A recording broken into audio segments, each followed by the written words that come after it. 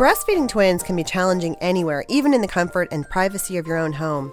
But unless you plan on being a hermit for the next few months, or you do exclusive bottle feeding, chances are you'll want to venture out with your twosome and breastfeed them in the process. So how do you do this? Does it have to be tandem nursing? Our expert twin mamas share their secrets about breastfeeding away from home. This is Twin Talks, episode number 19. The ultrasound shows your babies to be healthy. What? Did you say babies? You're huge. Are you having twins? Are they natural? Which one do you like better? Twins, huh? My neighbor's cousin's brother's uncle's a twin. So can they read each other's minds? How do you tell them apart? Twins? You got a 2 for 1. Do twins run in your family? Double trouble. You're not having any more, are you? At least you're not Octomom. If you're pregnant with twins, or you're an experienced twin parent, odds are you've heard it all before. Now it's time to hear from the experts. This is Twin Talks, Parenting Times 2. Well, welcome to Twin Talks, broadcasting from the Birth Education Center of San Diego. Twin Talks is your weekly online, on-the-go support group for expecting and new parents of twins. And I'm your host, Christine Stewart Fitzgerald. And have you heard about the Twin Talks Club? Our members get bonus content after each new show, plus special giveaways and discounts. You can subscribe to our monthly Twin Talks newsletter and learn about the latest episodes available. And another way for you to stay connected is by downloading our free Twin Talks app. It's available in the Android and iTunes marketplace. Before we get started, let's go around. We've got some panelists in the room. So let's start with Casey. My name is Casey Haynes. I'm 37 years old. I'm a middle school special education teacher. I have a 5-year-old girl and 21-month-old boy-girl twins. I'm Andrea Lehman. I'm 43. I'm an economist. I have 3 children, a 7-year-old boy and 5-year-old twin girls. I'm Shelley Steely. I'm the producer here at Twin Talks. I also teach high school history. I'm 30, and I have 2 children, identical twins, who are about 20 months old. And I am Sunny. I am mommy to 4 under 4, 2 of which are older boys. And let's see, 3.5. Let's see if I can get this right. 3.5, almost 2. Those are my boys. And I have identical twin girls, Ainsley and Addison, who are now 4 months old. I can't believe it. They're already 4 months old. They grow like crazy. Wow. And as your host, I'm Christine Stewart Fitzgerald. And I've got 4.5-year-old identical girls. And then I also have a singleton who is now almost 17 months old.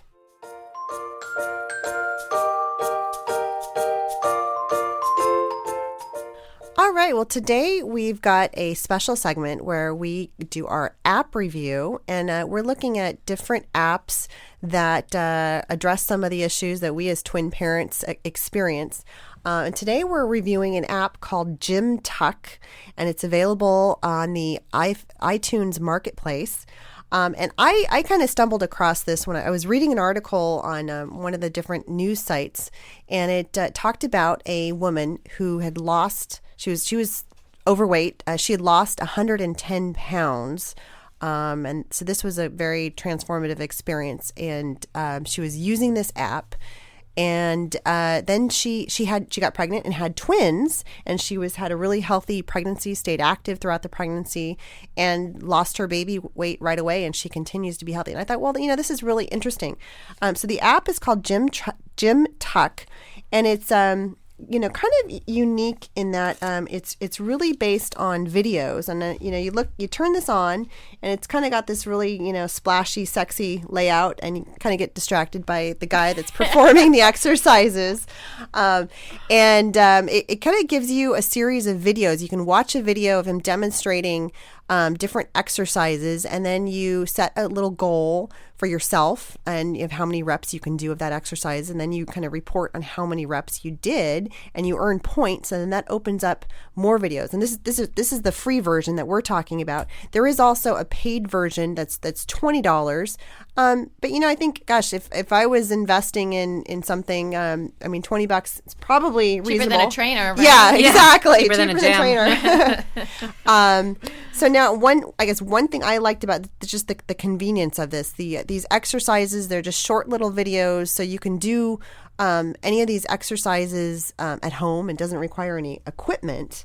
So that might be great for twin moms who are in recovering after postpartum, if after a few weeks after you've been given the green light, and you don't have 2 hours to go to the gym, and your kids are not even allowed in the child care. So what do you do? So I know, Shelly and Sunny, what did you guys think of this? So it looked great to me. I'm not a gym person, but I definitely was a lot more active before having twins. And my biggest struggle after having the boys was first finding time to work out, because I usually wanted to be sleeping. But once I started getting that sleep down again, it was, well, what can I do in 20 minutes that's actually going to make a difference? Because, the gym membership is cut out of our budget. A personal trainer is a pipe dream from my young single days. And this looks great because it has just little videos. It shows you exactly how to do it, and you can kind of do it at your own pace. You don't have to put in a DVD or download something on Netflix and then a baby cries and you're done. This is, let's look at the exercise. I can start doing it and then come back to it without having to start over or leave it on the TV. So I like that aspect of it. It also lets you do something called betting on yourself we were looking at, and that's, I bet I can do 25 of these.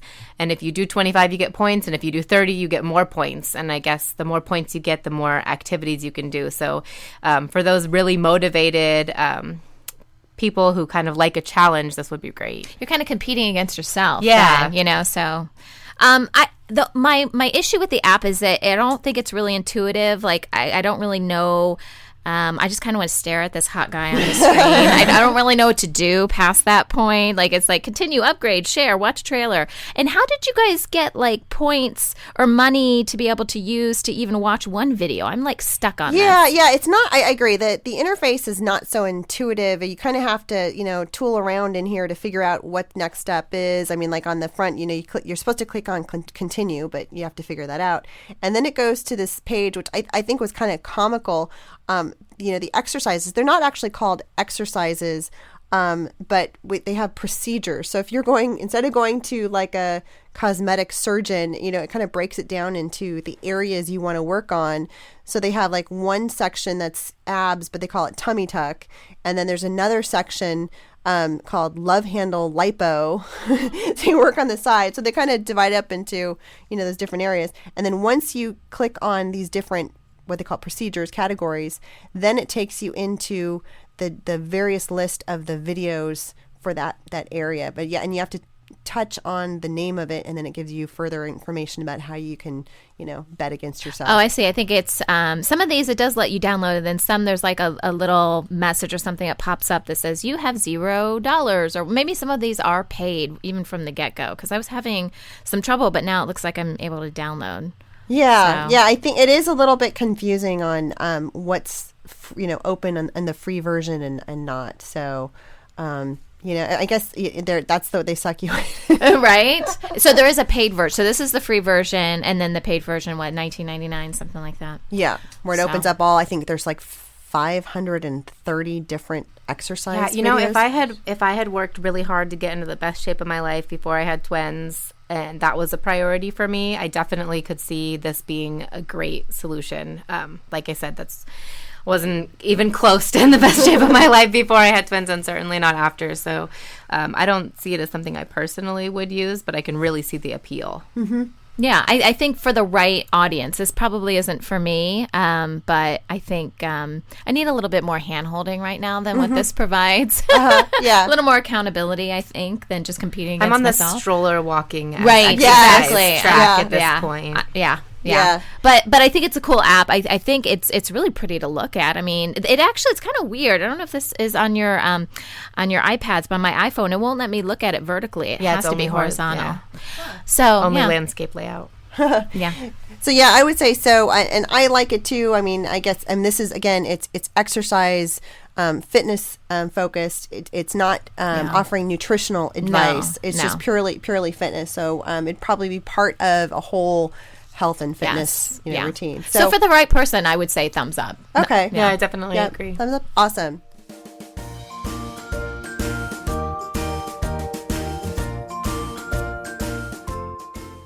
Today's topic is breastfeeding twins away from home. And today we're talking with our expert twin mamas who are here to share their tips. And so, hey, thanks for joining us, everyone. Everyone here has done breastfeeding twins. And I got to say, I know for me, that's probably one of the biggest challenges of having twins overall. How old were your twins when you first breastfed them away from home? Almost immediately. Really? Well, because my son was 1 when my twins were born, and then my mom was helping us, and so she would take my son over to her house. So we always, every day, we would go and pick up my son, and there was always a feeding. Feels like there's always a feeding for somebody somewhere, right? And I remember leaving her house, and she'd load all 3 of us in the car to go home in the evening. And, someone was always crying, and she was always saying, "Oh, I feel terrible." And I didn't even notice at that point. That's just status quo. Somebody is crying. But pretty early. And, of course, you have to tote all the stuff. Oh, my gosh. So, and we did syringes for the first couple of weeks because we were worried about nipple confusion, which was crazy thinking. But...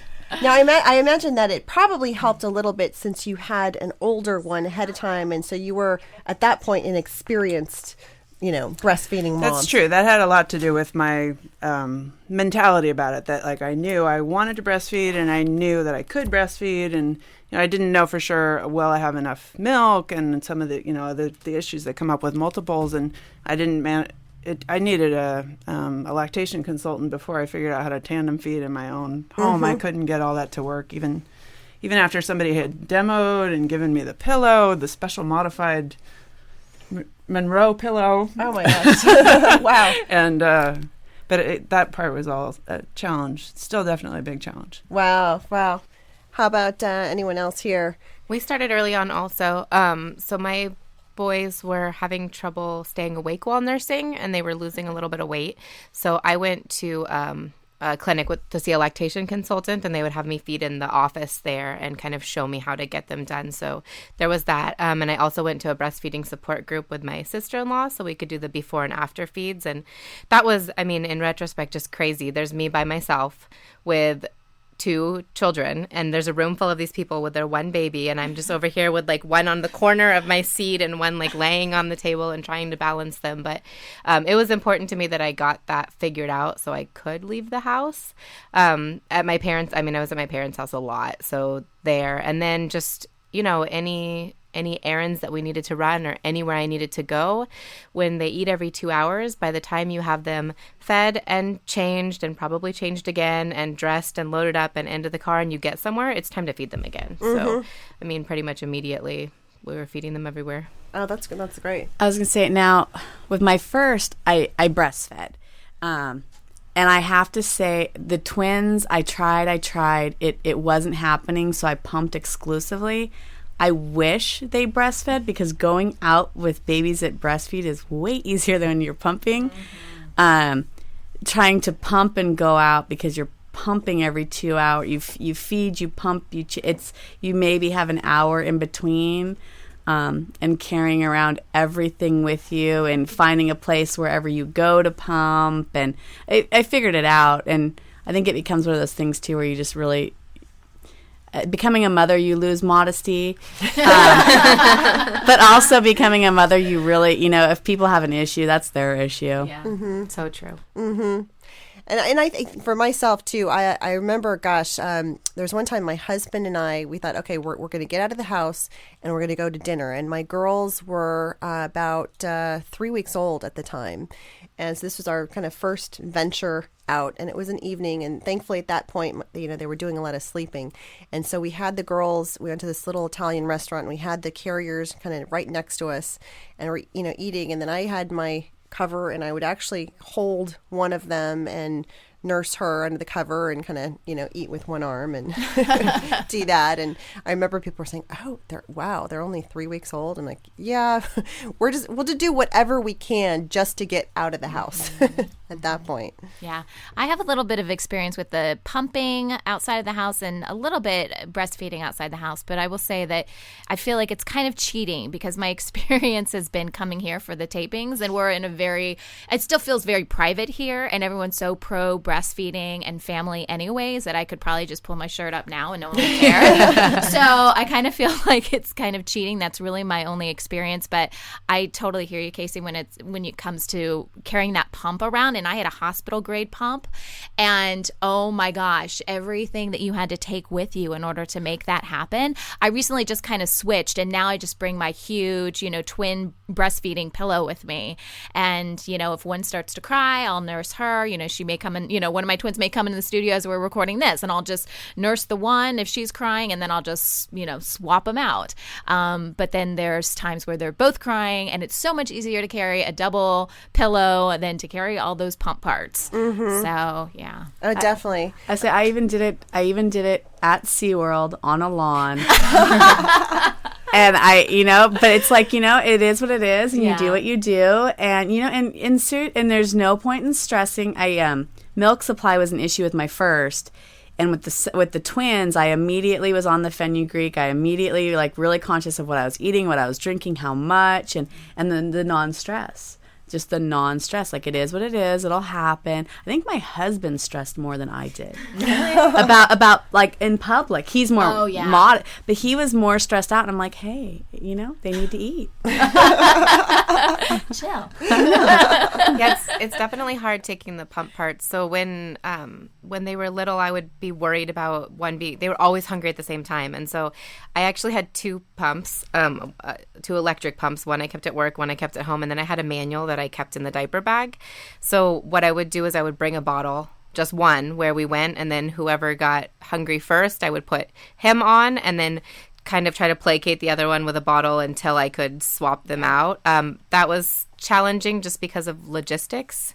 And also whoever had the bottle was pretty upset that they weren't getting it fresh from the tap, if you will. So, and then the pumping out and about it's time consuming, but yeah, it is what it is. You just stop caring if people are what they think. In the beginning, I would get really nervous. I could feel my face getting red and thinking these people are all staring at me and everyone's paying attention, and then you just stop caring.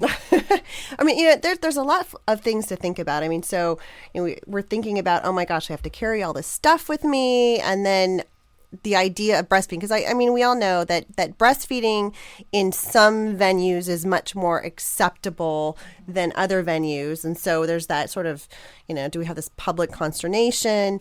And then how about even just exposure level? I mean, maybe as a second-time mom, Casey, I think you were much more comfortable. I know for me personally, as a first-time mom to the twins, it did feel pretty awkward, even just doing nursing one baby, and there was no way in heck that I'd even think about lifting my shirt and putting two babies and doing a tandem. I'm like, oh my gosh, I mean, I've seen the pictures, post on Facebook of the moms, proudly tandem nursing. I think, okay, that's just not me. Yeah. So I know for me, one of my concerns was kind of exposure as well. I mean, how about you guys? Did you have any specific concerns? We went to Disneyland with the twins as infants when my son was 1. And so, of course, I was breastfeeding at Disneyland. So at one point, I was on the train around the park, and I not tandem. And I'm not, I don't need to show the girls, I don't go for the Hooters coverall, but, I try to be discreet about it. So I was on the train, a man sits down next to me because it's crowded at Disneyland, and he doesn't even notice until about 5 minutes later, and then he kind of moved off with disgust. And I was like, you didn't even notice when you sat down. But so, and I had, I think these might have been recalled, but I used to have the sling, I forget, over the shoulder carrier, and you could just pull it up so nicely. Yeah. You could people couldn't even tell. So, I breastfed in the line to Buzz Lightyear, and awesome.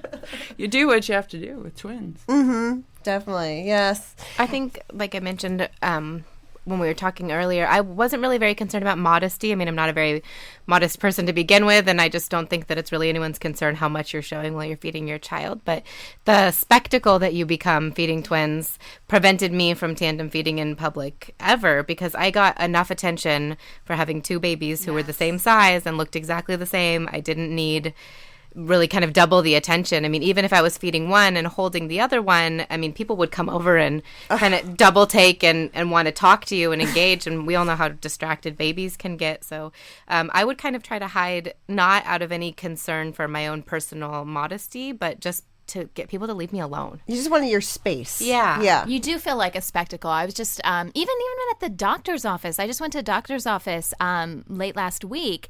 And, okay, this was a little crazy because I have a triple stroller, okay? So I came in and the eyes just went right to my stroller. And, oh, my gosh, the comments I got about, how do you do this? How do you do that? That I thought, you just feel like you're under the microscope already, that, flash a nipple and oh my gosh, the world might explode, right? So that's my biggest concern is, well, what if one baby, if I don't have my pump stuff with me, what if one baby's crying while the other one's latched? Because I'm the same way. I'm not, unless I'm like in an environment like this where I can get out my big old pillow, get on the floor, I'm not going to do that. I'm not going to bring my pillow to the doctor's office, right? My trick was once I had a well-established milk supply, which wasn't for a couple months, but I would pump first thing in the morning and not for the whole thing, but just like little milk chasers. Mm-hmm. And then I'd have those 2 little bottles, right. And I could stick them in with an icy, and I just tote them with me all day. And so then it would just buy me some time. Right. So, if I was in a place I could nurse one, I could give the other the chaser, and if I, vice versa, and just till I could get somewhere that was comfortable or even sit down if we were out walking. And then if I didn't use them, I'd do them for cluster feedings in the evening. So I didn't have to spend a whole lot of time with the pump. I didn't have to carry the pump, but I always had something just to buy me that little bit of time. And right. There's nothing worse than 2 screaming babies at once. Seriously, there's not. Oh my gosh. Yes, we all know that part. No, you guys have talked about going to the amusement parks, and of course, I mean, those tend to be pretty family friendly.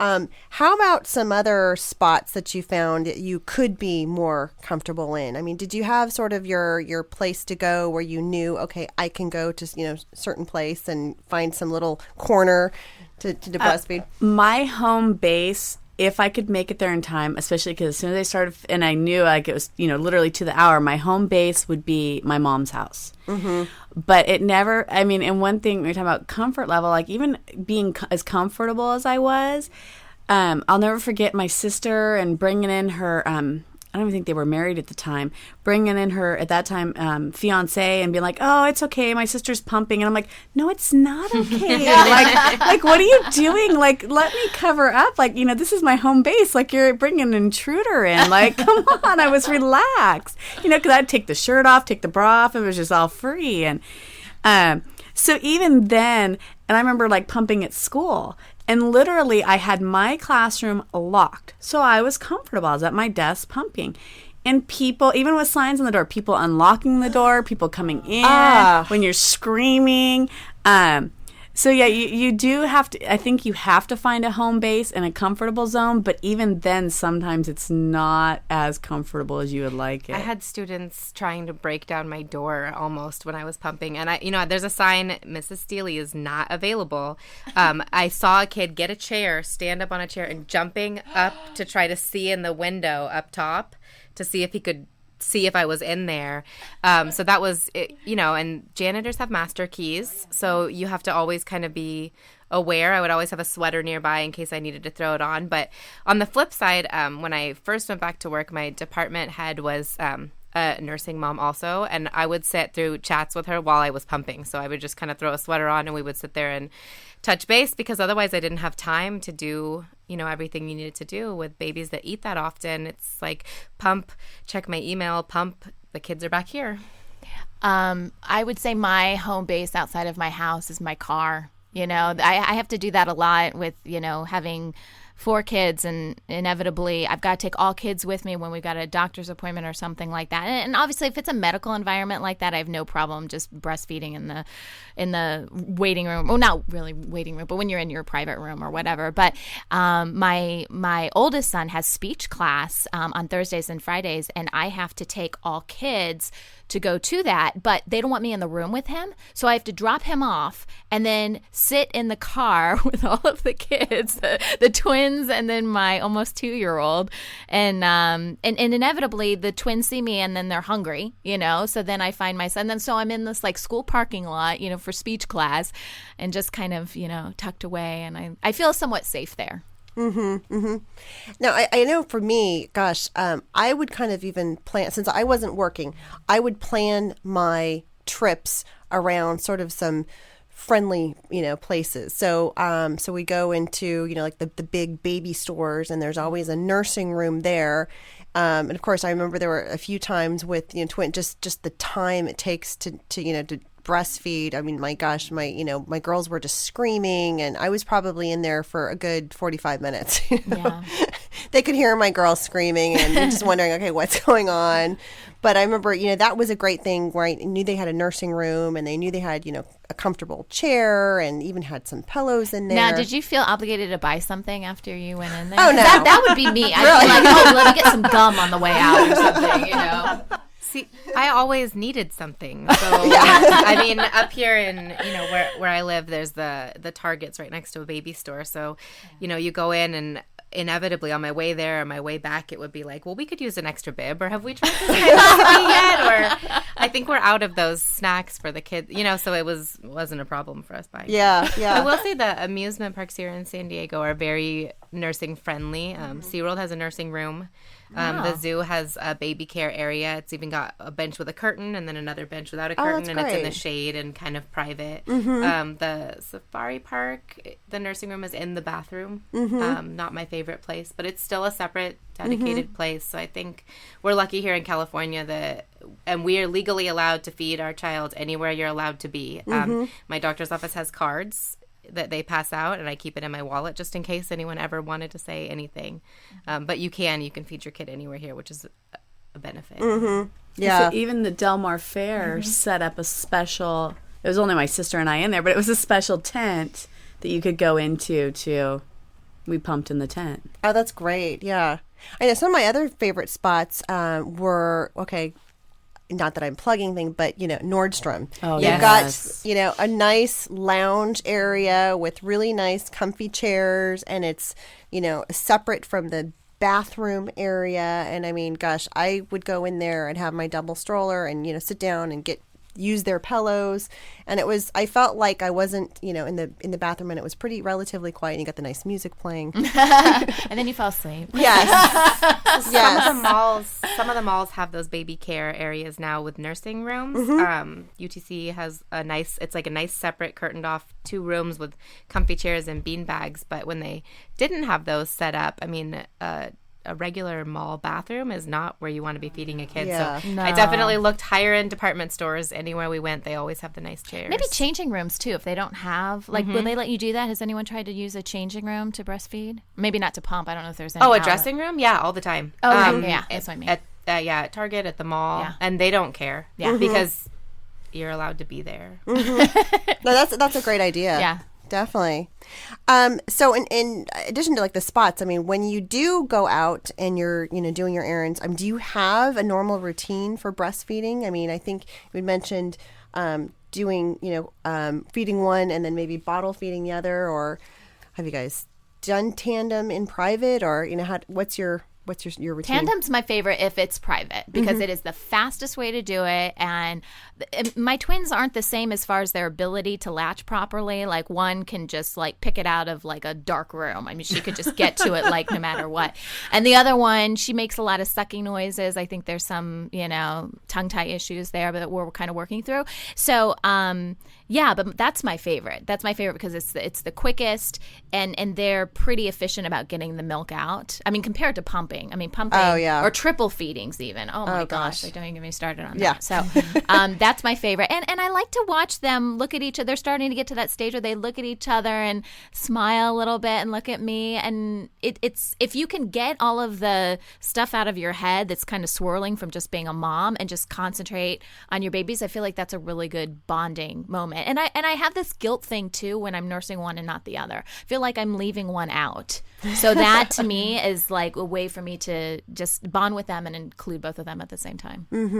Did you try tandem feeding? I mean, pretty soon after they were born, or no? It really wasn't until the last month that I was able to do that, just because they were born at 35 weeks, so they were considered preemies, and so they were just kind of tiny and stuff like that. And so, and then we did have some tongue tie issues. We didn't have to do any surgery or anything, but it was we did some like exercises to help loosen it up and, get more movement there. And so really they needed to be a little older. The head control is really important for tandem feeding. So when you have these little tiny premature newer babies, it's harder for them to kind of get comfortable. It's easier to feed them one at a time until they can find a good position that works for them. Once they're a little bigger, a little stronger, they can kind of nurse in any position. So tandem feeding worked for us probably when they were about 6 or 7 weeks. But I have full-term babies, if they're born earlier. The routine, it just depends on how old they were. When they were little, it was the triple feeding. And sometimes I didn't nurse when I was out. Sometimes it was easier to pump because of logistics. I could just bring 2 bottles that I had already pumped the night before. I could feed them both the bottles while they were in the stroller, and then I could give my husband or my mom the stroller and go pump in a room somewhere or in the car, before we went to dinner. So sometimes bottles were easier when they were little. Once they got more efficient and a little more patient, one at a time whenever we were out, it was fine. They weren't too fussy about it. Whoever fussed first got put on first. It took about 5 to 10 minutes for them to nurse on one side, and the other one could wait that long once they're older. And then once they got on solids about 6 months, life was just like a breeze. Nursing, I had a friend tell me this, and it's so true. Nursing after 6 months is like the reward for the first 6 months. If you can just make it through those first rough 6 months, then the rest of it is just, it's just an easy, like, mellow routine for most people. Mellow, huh? It was, until they turned into toddlers, and then it was not mellow at all. Well, hold that thought. When we come back, we're going to talk about more of the ins and outs of individual versus tandem feeding when you're out and about.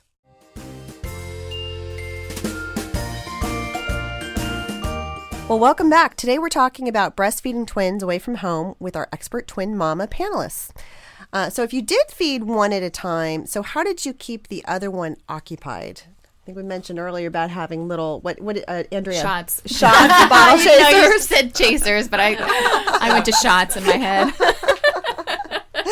I remember one time being out and about nursing in public where I was nursing one, and I had one in a stroller, and I think it was a place where I was inside and the car was right there, so I didn't go for the double stroller. At one point I owned 7 strollers. So I had quite an assortment I could choose for the logistics of the location out of the back of the car. So for this occasion I had a single frame and with the car seat in it. So I was nursing one, and then the other, I had my foot hooked in the stroller, and I was just rocking it back and forth. And I can't remember if they had the milk shot or not, but... It's just multitasking and coordination are one of the job requirements for twin parents. Yeah. And I think, as Shelley had mentioned earlier, when they start solid feeding, that's probably another option too. You could, maybe nurse one and maybe even do some solid feeding and then, switch off, something like that as well, if you don't have milk on you. Sometime on the pillow, if I'm tandem feeding, so it does kind of require you to, be breastfeeding both at the same time at some point. But if sometimes I'll start burping one and the other one can still breastfeed. So that's kind of a nice, way to kind of keep momentum with everything, because usually my twins need to be burped at least once and then go back on the breast.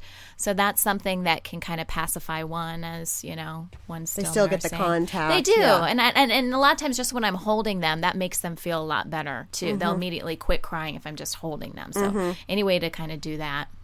So, Sunny, you had mentioned that you do take your pillow with you.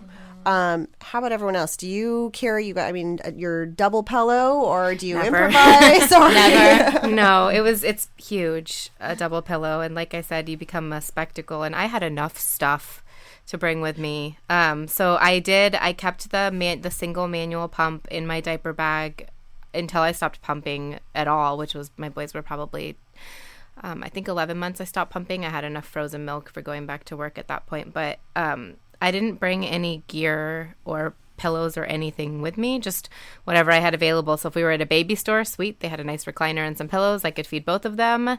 If we were out and about, fine. We actually, anywhere we went, so I had carriers, and we're not big stroller people, and the boys weren't real fond of the stroller unless it was like a nice long walk. So carriers were great for my husband and I, and we would actually just swap babies. So I'd have one in a carrier, he'd have one. Whoever got hungry, I would take, and then we would just swap back and forth. So I would say the carriers were really kind of essential for for feeding, because a baby that's attached to you or being held is going to be a lot happier not being fed than one who's staring at you from the stroller, from my experience. I feel like they're abandoned in the stroller. Yeah.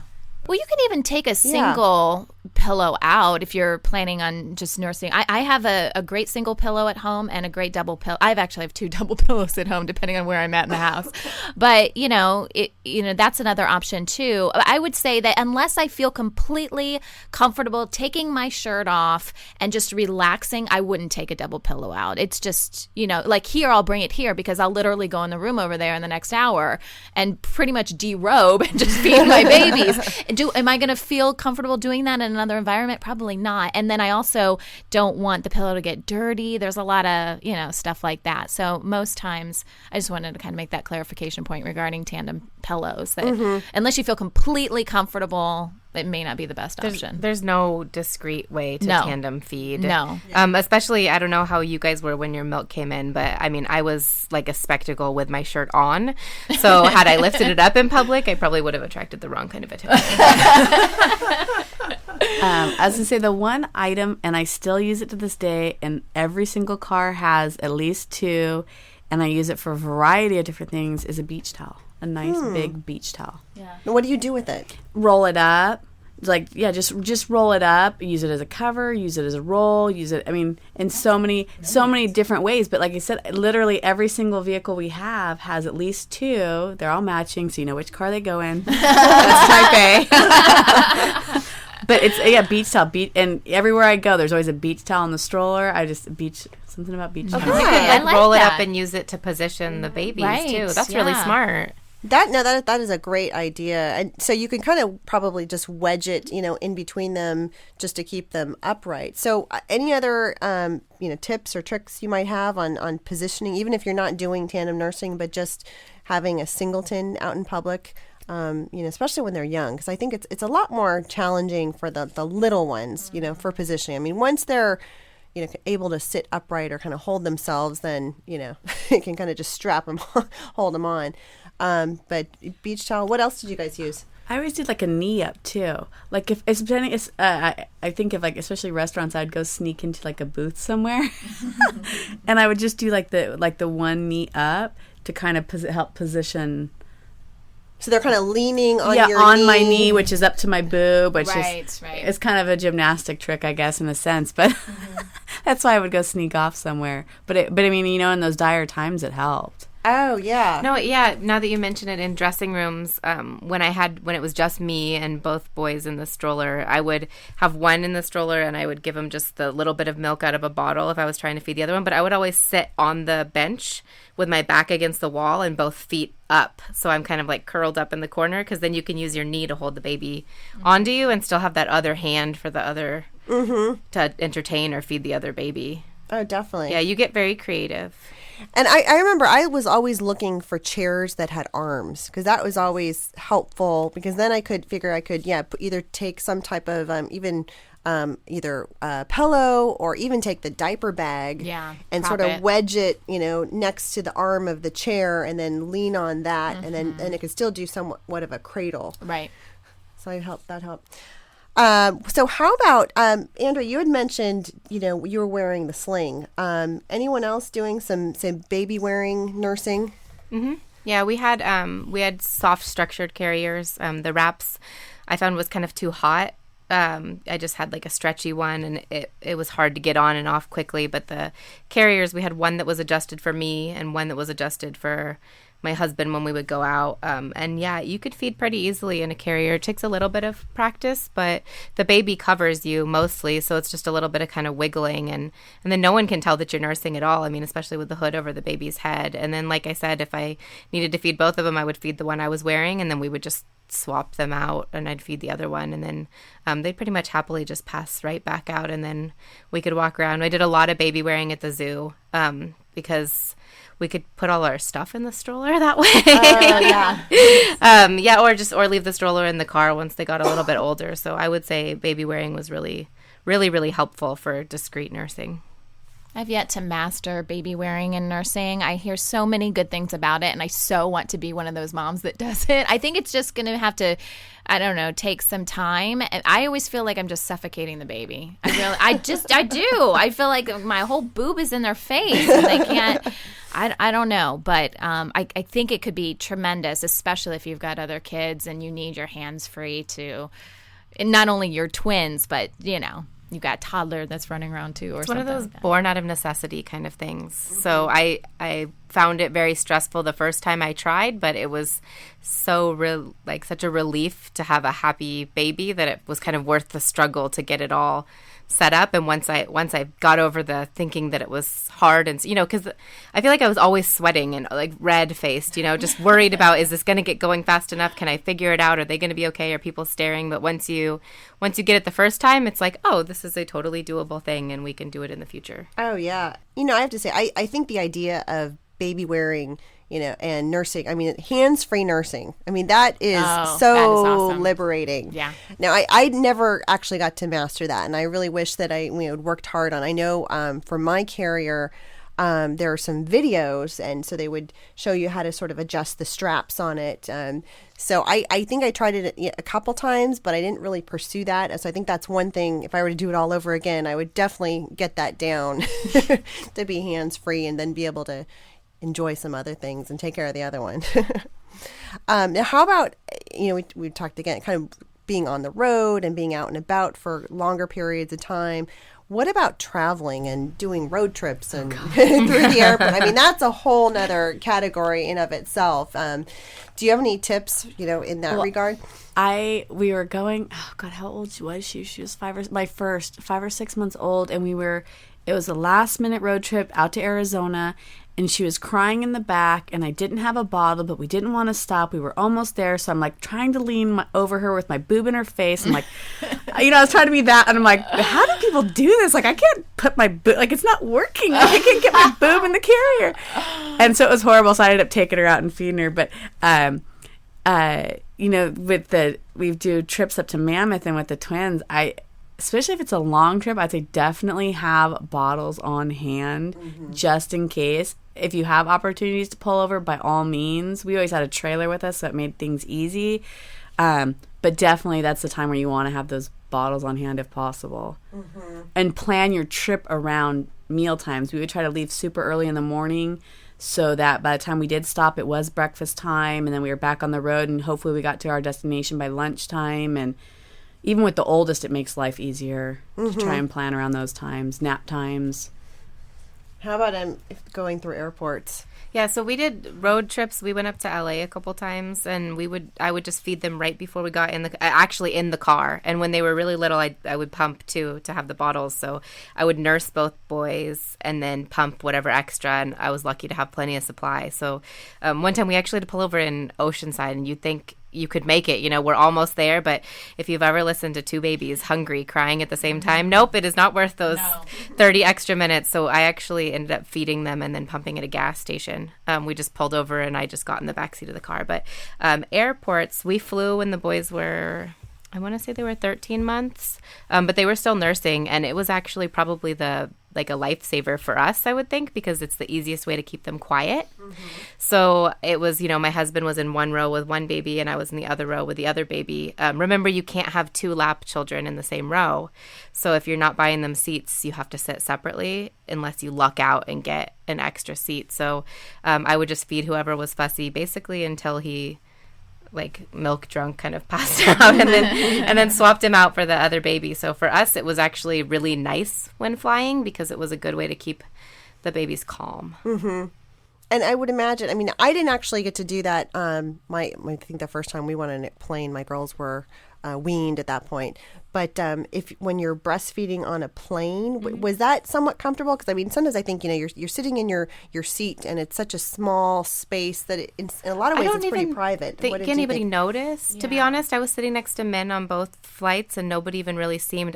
But they at that point, as long as they're sitting up, so anything over, like I said, 6 months, you can just sit them on a knee. They have enough trunk support to be able to hold themselves up. So it really just looks like you're leaning a baby against you. And, you know, it's a little bit of maneuvering on one side or the other to get them latched, but I didn't feel exposed at all. It was pretty comfortable. And I would use the blanket, but it's cold. You know, the air is blowing right onto the baby anyway, so.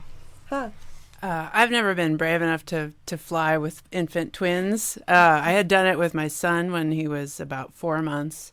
And on the plane, too, the other thing that's really nice about the nursing is for the ears with the takeoff and the landing, where you just pop them on. And the nursing really helps with that. And, of course, it's a great way to soothe them on the plane. Yeah, I sometimes miss that. I mean, my boys, they mostly self-weaned around 17 months. And sometimes when they're having just a really bad day, I kind of wish for that easy soothing. Like, it used to be so easy to get you quiet. There you go. Well, thanks so much to all of our panelists for joining us today. And for more information about breastfeeding twins away from home, or for more information about any of our panelists, visit our episode page on the website. And this conversation continues for members of our Twin Talks Club. And after our show, our panelists will tell us about some of their breastfeeding stories. So for more information about the Twin Talks Club, visit our website, twintalks.com.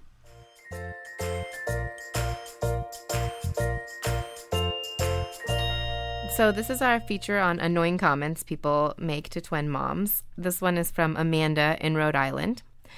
Taking my twins out in public gets frustrating and annoying if you're in a hurry or you don't feel well. I have 8.5-week-old boy-girl twins. I clearly dress one as a boy and the other as a girl, but I still get, are they identical? They must be two boys. And then I get, I'm so sorry. You have your hands full. You must never sleep. That's got to be expensive.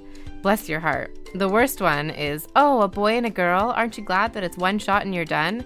Really? Glad to know other people are making that decision for me and my husband. That wraps up our show for today, and we appreciate you listening to Twin Talks. Don't forget to check out our sister show, Preggy Pals, it's for expecting parents, and our show, The Boob Group, for moms who breastfeed their babies, and Parent Savers, your parenting resource on the go. And next week, we'll be talking about having singletons before twins. This is Twin Talks, Parenting Times 2. This has been a New Mommy Media production. The information and material contained in this episode are presented for educational purposes only. Statements and opinions expressed in this episode are not necessarily those of New Mommy Media and should not be considered facts. While such information and materials are believed to be accurate, it is not intended to replace or substitute for professional medical advice or care, and should not be used for diagnosing or treating healthcare problem or disease or prescribing any medication. If you have questions or concerns regarding your physical or mental health or the health of your baby, please seek assistance from a qualified healthcare provider. New Mommy Media is expanding our lineup of shows for new and expecting parents. If you have an idea for a new series, or if you're a business or organization interested in joining our network of shows through a co-branded podcast, visit newmommymedia.com. Hey mamas, don't forget to check out Mighty Moms. It's our online community built for new moms just like you. Not only can you connect with other moms, but you can also join us backstage for special mom-only online events. And you'll also be notified when we're recording so you can join us as a special guest. Visit our website, newmommymedia.com, and click on the Mighty Moms banner.